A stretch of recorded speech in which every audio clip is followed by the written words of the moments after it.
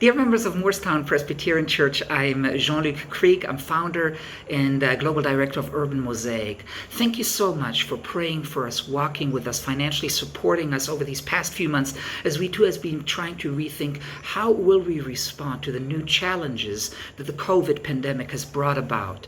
Like in your countries and our too, the fault lines in society have been accentuated by this pandemic. The inequalities have been brought more to light as people in our communities have much less access to health care, no economic safety nets that would help them to survive this pandemic in an intact way. So, as our mission has not changed, the people we serve have not changed, but the delivery mechanisms certainly have. We had to rethink a lot of different things. And where did we start? We again looked, what are the needs? But also, what are the resources that we have in our communities? Particularly, who are the leaders that we can look to, and together with them, start developing solutions for our communities to again sow hope and start to see how can we be the church? How can we love our neighbors? How can we ambassadors of the kingdom in our communities? And so one of the first things we did in April, May, as we rethought a lot of things, started working with our churches, helping them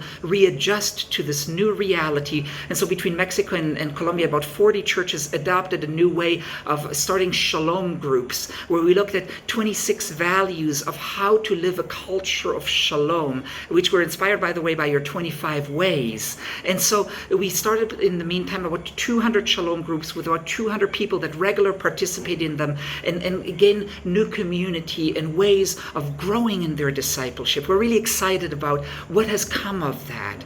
At the same time, also looking to food security, as many of our leaders lost jobs, lost income. So we initially did some emergency relief with just giving them food baskets, now moving into something more sustainable, where they're getting rabbits, they're getting laying hens, vegetable gardens, to have a more sustainable way of securing their intake of food. And in the meantime, so we're working out with about 600 leaders between here and Colombia to provide food security for them.